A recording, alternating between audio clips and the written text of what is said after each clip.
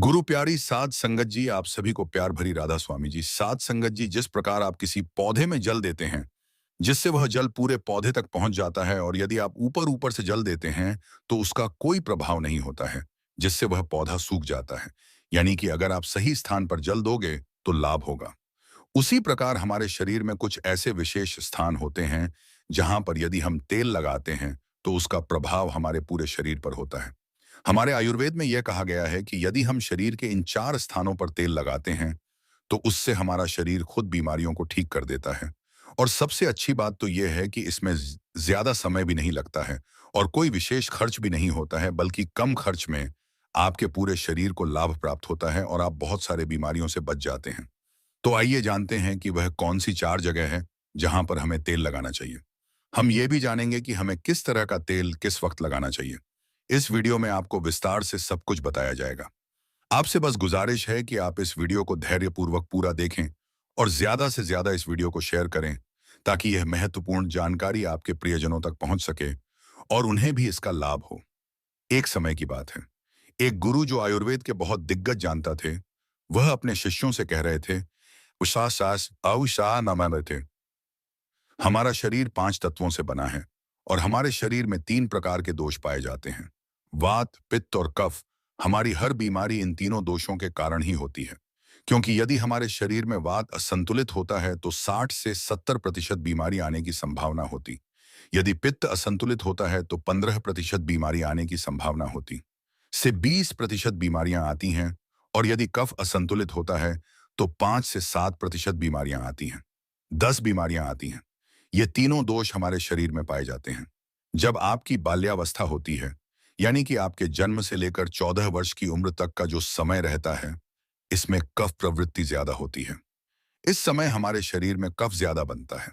यह प्रकृति की देन है, और यह कफ इसलिए ज्यादा बनता है क्योंकि हमारा शरीर विकसित होता रहता है। इस समय कफ बनना बहुत जरूरी भी है, लेकिन हमें इस पर ध्यान देना है कि हमारा जो कफ है वह संतुलन में बना रहे। अब छोटे बच्चों को तो इस बात का अंदाजा नहीं रहता है, लेकिन उनके माता पिता को इस बात का ध्यान रखना चाहिए कि वह बच्चों को ऐसा आहार ना दें जिससे उनका कफ असंतुलित हो जाए, क्योंकि यदि यह लंबे समय तक असंतुलित रहा तो उन्हें टीबी, दमा जैसी जानलेवा बीमारी लग सकती है। इसके बाद युवा अवस्था आती है, जो 15 साल से 60 साल तक बनी रहती है। इस समय हमारे शरीर में पित्त प्रवृत्ति ज्यादा रहे, इसीलिए हमें इस बात का ध्यान रखना चाहिए कि हम ऐसी चीजें ना खाएं जिससे हमारा पित्त असंतुलित हो। इसके बाद आती है वृद्ध अवस्था। यह 60 से ऊपर की उम्र होती है, जिसमें वात संतुलित होने की प्रवृत्ति ज्यादा होती है। 5 तत्वों और 3 दोषों में जब भी कोई कमी आती है, तब हमारा शरीर बीमार हो जाता है। बहुत से लोग कहते हैं कि ईश्वर ने हमें यह कष्ट दिया है, इतनी गंभीर बीमारियां दी, लेकिन ये सारी बीमारियां इंसान स्वयं ही पालता है, क्योंकि हमारी प्रकट प्रकृति तो यह कहती है कि हमें प्रकृति से प्राप्त भोजन ग्रहण करना चाहिए। लेकिन हम क्या करते हैं? पिज्जा, बर्गर, स्ट्रीट फूड जैसी चीजें खाते रहते हैं, जिसमें कोई प्राण नहीं होता। आयुर्वेद यह कहता है कि आप पानी पीने का सही तरीका अपनाएं, लेकिन आपको तो फ्रिज का पानी पीना है, कोल्ड ड्रिंक्स पीनी है। यदि आप प्रकृति के हिसाब से नहीं चलेंगे, आयुर्वेद के नियमों को नहीं अपनाएंगे, तो आपका शरीर तो बीमार होगा ही। इसमें ईश्वर क्या कर सकते हैं? परंतु यदि आप आयुर्वेद के नियमों को अपने जीवन में अपना ले हैं, तो फिर आपका शरीर कभी बीमार नहीं होगा। फिर गुरु शिष्यों से कहते हैं कि आज मैं तुम्हें ऐसा 4 अंगों के बारे में बताऊंगा जहां पर तेल लगाने से आपको कोई बीमारी नहीं होगी। आपके तीनों दोष संतुलन में रहेंगे। चारों अंगों में से सबसे पहला है आपकी नाभि, दूसरा है आपके पैर के तलवे, तीसरा है आपकी नाक, और चौथा है आपका माथा। यह 4 सबसे महत्वपूर्ण अंग है जहां आपको तेल लगाना है, लेकिन आपको इस बात का ख्याल रखना है कि आपको कब और कैसे लगाना है। तो सबसे पहले हम जानते हैं नाभि के बारे में। यह आपके शरीर का सबसे महत्वपूर्ण अंग है, क्योंकि यह आपकी 22,000 तंत्रिका का केंद्र है।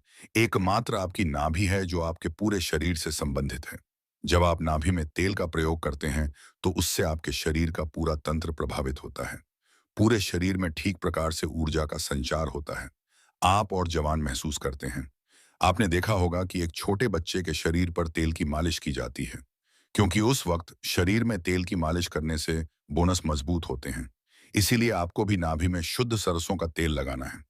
मिलावटी तेल से बचे शुद्ध सरसों के तेल की यही पहचान होती है कि वह कुछ ठीक होता है और कुछ कुछ गंदा भी होता है। उसको गर्म करने पर आंखों में जलन होने लगती है। लेकिन जो तेल आप अक्सर बाजार से खरीदते हैं, वह बिल्कुल साफ होता है क्योंकि उस तेल में केमिकल्स मिलाए हुए होते हैं। सबसे बेहतर होगा कि आप सरसों के बीजों को अपने सामने पिसवाएं और उसका तेल निकलवाएं। नहीं हो ऐसे कुछ कुछ कंपनी होते हैं जो ऑनलाइन शुद्ध सरसों का तेल बेचते हैं। उनका दाम मार्केट वाले सरसों के तेल से ज्यादा ही होता है, पर वह बिल्कुल शुद्ध होता है। आपको बिल्कुल शुद्ध सरसों के तेल को अपनी नाभि पर प्रयोग करना है और रात को सोते वक्त आपको यह कार्य करना है। नाभि में तेल लगाने का लाभ यह है कि इससे आपकी जठारें जय होती है, जो आपके पाचन को बेहतर करता है। लेकिन जब आपकी जठारें हैं, वह ऐसा अमौसाट ये हैं, वह अच्छे से पचता नहीं है। इससे आपको भूख भी कम लगती है और आपका भोजन पेट में खराब होने लगता है। नाभि में सरसों का तेल लगाने से आपकी जटारें होने लगती है, जिससे भोजन अच्छे से पचता है और आपके शरीर में सही तरीके से ऊर्जा देता है। इसका दूसरा फायदा यह है कि इससे आपकी अपान वायु संचालित होती है। यह नाभि के निचले क्षेत्र में काम करने वाली वायु होती है, जो मलों के निकास से संबंध रखती है। यानी कि यह आपके शरीर के टॉक्सिन्स को बाहर निकालने का कार्य करती है। तो जिन लोगों को कब्ज की परेशानी होती है, ठीक प्रकार से मल निष्कासित नहीं होता है, उनके लिए यह बहुत उपयोगी है। महिलाओं के मासिक संबंधित तकलीफें और मूत्र से संबंधित परेशानियों में भी फायदा देता है। इसका तीसरा फायदा यह है कि यह आपकी त्वचा में चमक बनाए रखता है। आपने सुना होगा कि जब हमारे होंठ फटते हैं, तो हमारे दादा परदादा ये कहते थे, ओह की नाभि में तेल लगा लो, सब ठीक हो जाएगा। और यह सच भी है। नाभि में तेल लगाने से होंठ कभी नहीं फटते हैं। इससे स्किन की ड्राइनेस खत्म हो जाती है, चेहरे पर चमक आती है और झुर्रियां भी नहीं होती हैं। इसके अलावा हमारे शरीर में बेहद 7,000 तंत्रिका है। जब इनमें प्राण का संचार ठीक से नहीं होता है, जिससे आपको आलस आने लगता है और ऊर्जा की कमी महसूस होती और आपका मस्तिष्क ठीक से काम नहीं करता है। और ऐसा इसलिए होता है क्योंकि यह तंत्रिकाएं आपके दिमाग से सीधे संबंध रखती हैं और जब आप नाभि में तेल लगाते हैं तो यह तंत्रिकाएं खुल जाती हैं। इससे प्राण का संचार ठीक होता है और शरीर ऊर्जावान बनता है। दूसरा स्थान है आपके पैरों के तलवे। सारी नसें पैरों के तलवे से संबंध रखती हैं। इसलिए कहा जाता है जो सुबह सुबह मॉर्निंग वॉक करता है, नंगे पांव जमीन पर या फिर घास पर चलता है, तो उसकी आंखों की रोशनी कभी कम नहीं होती है। और पैर के तलवों पर यही शुद्ध सरसों के तेल लगाना है। जब आप सोने जाएं तो अपने पैरों को सबसे पहले गुनगुने पानी से धो लेना है। फिर उन पैरों को अच्छे से पोंछ लेना है और फिर आपको तेल को पैरों के तलवों पर लगाना है। इसके बाद यदि आपके घर में कांसे की कटोरी है, तो उससे अपने पैरों के तलवों को मालिश करनी है, क्योंकि कांसे के बर्तन से शरीर में जितने भी टॉक्सिन्स रहते हैं, वह बाहर निकल जाती है कांसे के बर्तन से। जब हम पैरों में घर्षण करते हैं, तो आपके पैर कुछ काले होना शुरू होते हैं। वो शिकनिया पर बांधते हैं। इससे शरीर में टॉक्सिन्स कम होता है। जिसके पैर के तलवे कम काले होते हैं, उसके शरीर में टॉक्सिन्स कम होती है।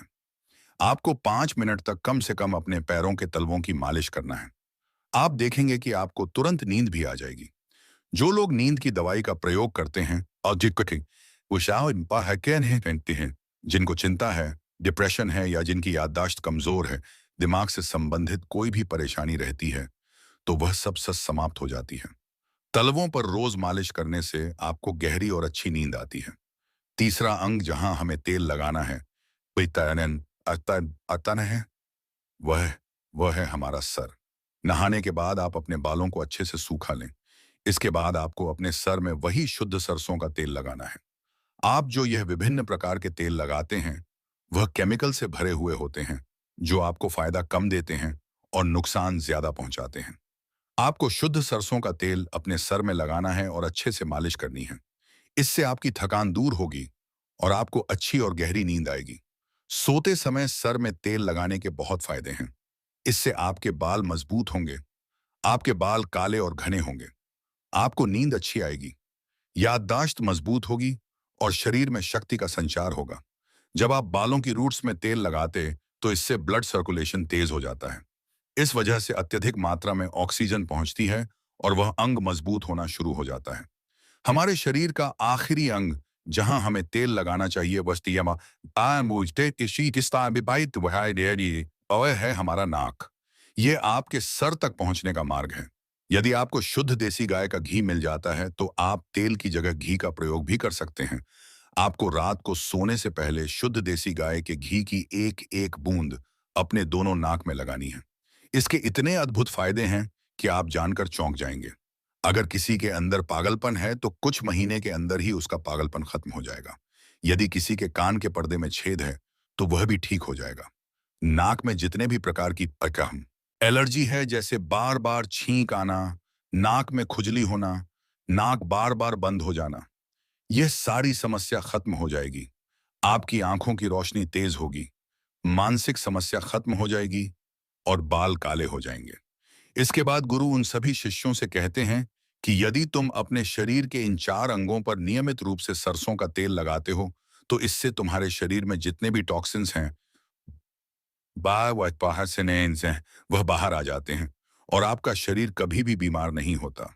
उम्मीद है कि आज की इस कहानी से आपने बहुत कुछ सीखा होगा। अब अगली साखी की शुरुआत करते हैं। बाबा जी ने बताया, आज की वाणी मैं आपको सुनाने वाला हूं वह बहुत ही खास है। यह कहानी है त्रिया चरित्र की है। जो भी मनुष्य इस कहानी को पूरा सुनता है बाब से पे क्या माओ तब वह कभी भी अपने जीवन में धोखा नहीं खाता है। इस कहानी को सुनकर आप अपने जीवन में कई बदलाव ला सकते हो। बहुत समय पहले की बात है। किसी राज्य में एक राजा रहा करता था। उसकी राज्य की चर्चाएं बहुत दूर दूर तक फैली हुई थीं। उस राजा का पुत्र था जिसकी उम्र कुछ ज्यादा नहीं थी, 12 या 13 वर्ष होगी। वह राजकुमार बड़ा ही सुंदर था। जब राजा ने उसकी शादी की तो राजकुमार उस वक्त मात्र 14 वर्ष का था और राजा अब बूढ़ा हो चुका था। एक दिन राजा ने सोचा कि अपने राजकुमार को राजा बना देते हैं, क्योंकि उस राजकुमार ने कई शादियां की थीं और पहले के राजाओं में यही नियम था कि राजा जितनी चाहे उतनी शादी कर सकता था। वह राजा अपने पुत्र राजकुमार को राजा बना देता है। राजकुमार के साथ शादी हो चुकी थी। वह राजकुमार जो कि राजा बना था, अपनी पढ़ाई लिखाई फिर भी कर रहा था। वह रोज गुरुकुल में पढ़ने के लिए जाया करता था और एक दिन की बात है, जब वह राजकुमार पढ़ने के लिए विद्यालय जा रहा था तो रास्ते में उसे पनिहारी मिली। वह पनिहारी भी बहुत सुंदर थी। उस पनिहारी ने राजकुमार से पूछा था कि हे राजा, आप रोज कहाँ जाते हैं? राजकुमार कहता है कि मैं रोज दया ग्रहण करने के लिए अपने गुरु के पास जाता हूँ। तो वह कहती है, ये तो अच्छी बात है, लेकिन यह बताइए आपने चरित्र पढ़ा है? राजकुमार कहता है कि नहीं, मैंने यह कभी नहीं पढ़ा है। फिर पनिहार कहती है कि आप त्रिया चरित्र अवश्य पढ़ना। मित्रों, राजकुमार कहता है कि यह त्रिया चरित्र क्या होता है? पनिहारी ने कहा कि आप यह बात अपने गुरु से जाकर पूछना और त्रिया चरित्र को अवश्य ही पढ़ना। राजकुमार कहता है कि मैं आज ही जाऊंगा और अपने गुरु से जाकर पूछ लूंगा कि आपने मुझे त्रिया चरित्र क्यों नहीं पढ़ाया। इतनी बात कहने के बाद वह राजकुमार वहां से चल देता है। मित्र, वह पनिहारण की बात सुनकर वह राजकुमार के गुस्से में था। उसकी आंखें लाल थीं। वह अपने गुरु के पास जाकर प्रणाम करता है। गुरुजी ने पूछा कि बेटा क्या हुआ? आज तुम क्रोध में दिखाई दे रहे हो और तुम्हारी आंखें लाल क्यों हैं? क्या बात है, मुझे बताओ। राजकुमार ने क्रोध में जवाब दिया कि गुरुदेव, आपने मुझे त्रिया चरित्र क्यों नहीं पढ़ाया? यह बात आपने क्यों छुपाया? त्रिया चरित्र के बारे में मुझे क्यों नहीं बताया? मित्रों, गुरु कहते हैं, बेटा, तो तुम त्रिया चरित्र नहीं पढ़ पाओगे, क्योंकि त्रिया चरित्र पढ़ना खतरे से खाली नहीं होता है और जब तुम त्रिया चरित्र पढ़ोगे तो उसमें तुम्हारी जान भी जा सकती है। मित्रों, राजकुमार कहता है कि गुरुदेव, आप इसकी चिंता ना करें तो अच्छा है। मैं खुद इस राज्य का राजा हूं। तब अपने शिष्य की ऐसी बात सुनकर गुरु कहते हैं कि ठीक है, अब तुमने हटकर ही ली तो अब हम तुम्हें त्रिया चरित्र पर आते हैं। त्रिया चरित्र पढ़ते पढ़ते राजकुमार को 1 साल हो गए और जब 1 वर्ष हो गया तो गुरु ने कहा कि बेटा, अब तुम्हारी पढ़ाई पूरी हो चुकी है। अब तुम घर जा सकते हो और आज से अपने राज्य को चला सकते हो। अब तुम्हें यहाँ आने की कोई आवश्यकता नहीं है। मित्रों, राजकुमार कहता है, ठीक है गुरुदेव। राजकुमार जैसे ही जाने को होता है, गुरुदेव उसे रोक लेते हैं और कहते हैं, बेटा, मैं तुम्हें एक ऐसा यंत्र देता हूं, या जब तुम इसे अपने कानों में लगाओगे तो कोई भी तुम्हें पहचान नहीं पाएगा और तुम उसे पहचान लोगे। राजकुमार वह यंत्र अपने हाथों में ले लेता है। मित्रों, गुरु कहते हैं, पामामसैनन्विश्वम, तुम इस यंत्र को ले जाओ और रात के 12 बजे आज ही के रात में अपने महल से निकल करके जंगल की तरफ जाना और पूर्व दिशा की ओर जाना। और जब तुम पूर्व दिशा की ओर जाओ तो यह यंत्र अपने कानों में लगा लेना और वहीं पर खड़ा हो जाना। वह राजकुमार कहता है कि ठीक है, ऐसा ही करें। फिर राजकुमार गुरुकुल से महल की ओर चल देता है और जब रात के 12 बजे जाते हैं और उस राजकुमार की 7 पत्नियां सो जाती हैं, तब आधी रात के समय वह राजकुमार अपने हाथों में यंत्र लेकर महल से जंगल की तरफ चल देता है। राजा जंगल में पूर्व दिशा की ओर जाता है और वहां जाकर अपने कानों में यंत्र लगा लेता है और वहीं पर खड़ा हो जाता है।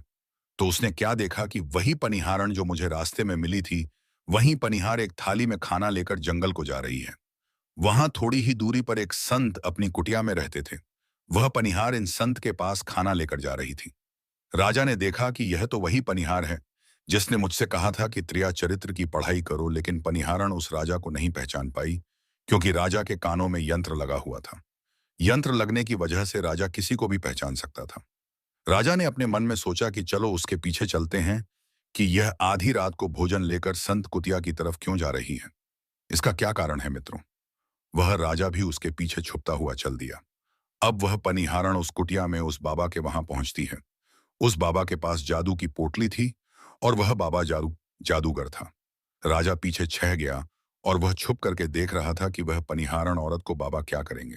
बाबा ने पनिहारण से कहा, अरे पनिहार, पहले तो मुझे यह बता कि आज आने में इतनी देर कैसे लग गई। हाथ जोड़कर पनिहार कहने लगी कि महात्मा जी, मेरा विवाह हो चुका है और मेरे पति मुझे ले जाने के लिए आए हैं। हमें लेकर कल चले जाएंगे, इसीलिए हमें उन्हें सुलझाने में थोड़ी देर लग गई और यहाँ आने में भी देर हो गई। मित्रों, जब यह बात साधु ने सुनी कि पनिहारी का विवाह हो चुका है और इसका पति इसे लेने आया है, तो साधु कहता है कि पनिहार, इसका मतलब है कि तुम अपने पति के साथ जाना चाहती हो तो हमारे पास क्यों आई हो। पनिहार कहती है कि मैं आपके बिना नहीं रह सकती हूँ, मैं आपके बिना नहीं जी सकती हूँ। तो साधु कहता है कि पनिहार, इसके लिए तुम्हें काम करना होगा। साधु एक बड़ा सा चाकू निकलता है और पनिहार से कहता है कि पनिहार, जाओ अपने पति के गर्दन काटकर यहाँ लेकर आ जाओ। अपने उस पति को मार दो जो हमारे और तुम्हारे बीच में दरार बन रहा है। तब मैं तुम्हें रख लूंगा, तुमसे विवाह करूंगा, तुम्हें अपनी पत्नी बनाऊंगा। मित्रों, क्यों यहाँ बुरा नहीं हुए है इंदितिश। बिना कुछ सोचे समझे वह चाकू को ले लेती है और दौड़ते हुए अपने घर जा, और उसका पति सो रहा था, वहां जाकर अपने पति की गर्दन काट देती है और उसकी गर्दन को लेकर साधु के पास आती है। और जो राजकुमार थे उसके पीछे छे उसका सारा कारनामा देख रहे थे। जब साधु ने देखा कि अपने पति को मार करके उसकी गर्दन यहां लेकर आई है, साधु को बहुत गुस्सा आया और उसने उसे लात मारी और कहा, भाग जाओ यहां से। जब तू अपने पति की नहीं हो सकी, जिसके साथ तूने 7 फेरे लिए, तो तू मेरी क्या होगी। जल्दी भाग जाओ यहां से। अगर तुम मेरे पास दोबारा आई तो मैं तुझे जीवित नहीं छोड़ूंगा। मित्रों, सावहरा आह के बाद भी आज तक तुम एक साधु की यह बात सुनकर उस बनिहारिन को ऐसा लगा जैसे उसके पैरों तले जमीन खिसक गई हो। फिर भी अपने पति की कटी हुई गर्दन घर लेकर के आई और उसकी गर्दन जोड़ देती है और वहीं बैठ जाती है। और इधर जैसे ही सवेरा हुआ, अपने पति के पास बैठकर रोने लगती है और चिल्लाने लगती है। कहती हैं, देखो देखो, किसी ने मेरे पति की हत्या कर दी। लेकिन रात में उस पनिहार का सारा कारनामा राजकुमार देख चुका था। इधर सारे गांव वाले पनिहार के घर चले जाते हैं और उसके पति की लाश को लेकर गांव के बाहर जाते हैं उसका दाह संस्कार करने के लिए। और वह पनिहारी भी पीछे से भागती हुई रोती हुई चली जा रही थी और उधर राजकुमार भी जा रहे थे जो कि अपने राज्य के राजा बन चुके थे। पनिहार भागती हुई चिल्लाती हुई पहुंची और कहने लगी, मैं सती बनूंगी, क्योंकि अगर जब मेरे पति ही नहीं रहे तो ऐसे जीवन का क्या फायदा, मैं इन्हीं के साथ सती हो जाऊंगी। राजा को उसकी बातें सुनकर हंसी आ जाती है और राजा कहता है, त्रिया चरित्र जाने ना कोई और कसम मेरी के हुए। सतीराज मित्रों, राजकुमार की यह बात और कोई तो नहीं समझ पाया, लेकिन वह पनिहार समझ जाती है। कहती है कि राजा साहब, आप हमारे ऊपर यह बात कह रहे हैं, लेकिन चलिए कोई बात नहीं, मैं सती हो जाऊंगी। लेकिन पनिहार जाते जाते कहती हैं, मैं तुम्हें एक बात बताती हूँ। राजकुमार कहता है, क्या बताओ। पनिहार कहती है कि राजा साहब, आप जब चटाई पर बैठे तो चटाई को झाड़ कर बैठना। राजा कहता है कि ये पनिहार क्या कह रही है, मैं तो राजा हूं, मुझे चटाई पर बैठने की क्या आवश्यकता है। पनिहार कहती हैं कि नहीं, जब भी तुम्हें कोई नौबत आए चटाई पर बैठने की तो तुम चटाई को झाड़ कर बैठना। राजकुमार कहता है कि चलो ठीक है, अगर तुम कह रही हो तो मैं ऐसा ही करूंगा। और कहने के बाद वह अपने पति के साथ सती हो जाती है और राजकुमार उनका अंतिम संस्कार करवाकर अपने घर को आ जाते हैं। मित्रों, इसी तरीके से पूरा दिन व्यतीत हुआ और उधर जब दूसरी रात आई, अपने गुरु के कहने के अनुसार वही यंत्र कांड में लगाया और पूर्व दिशा की ओर उसी स्थान पर जाकर खड़ा हो गया जहां पर पिछली रात खड़ा हुआ था। दूसरी रात को राजकुमार ने क्या देखा, अपनी सातों पत्नियों को भोजन की थाली अपने अपने हाथों में लेकर उसी साधु की कुटिया की तरफ जा रही है। जैसे ही राजा ने अपनी सातों पत्नियों को उस साधु की कुटिया की तरफ जाते हुए देखा, राजकुमार के पैरों तले जमीन खिसक गई। वह अपने मन में सोचने लगा कि यह क्या चक्कर है। तभी उनमें से एक रानी राजकुमार को देख लेती है, लेकिन रानियों ने अपने पति राजकुमार को नहीं पहचान पाई, क्योंकि राजकुमार अपने कानों में यंत्र लगाए हुए थे। वह यंत्र लगाने की वजह से राजा को कोई पहचान नहीं पाता था। उनमें से एक रानी कहती है कि यह लड़का इतनी रात को यहाँ क्यों खड़ा है। तब रानियों ने उसके लड़के को अपनी तरह बुलाया और कहा, कृपया आप हमारी सहायता करें, इस सामान को उस कुटिया तक ले चलो। मित्रों, बिना कुछ सोचे समझे राजकुमार ने वह थाली अपने हाथों में ले ली और अपनी रानियों के साथ कुटिया तक जाने लगा। जब सात रानियां और राजकुमार उस साधु की कुटिया में पहुंचते हैं और राजकुमार कुछ भी नहीं बोल रहा था, क्योंकि राजकुमार देखना चाहता था कि हमारे प्यार में ऐसी क्या कमी है जो हमारी सातों रानियां इस साधु के पास आती हैं, और इस साधु के पास ऐसा क्या है जो हमारी सातों रानी अभी यहाँ आ रही है। मित्रों, राजकुमार छुपकर यह सब जानना चाहता था। इधर जब वह सातों रानियां राजकुमार को लेकर साधु के पास पहुंची तो महात्मा राजकुमार को देखकर कहता है कि यह कौन है।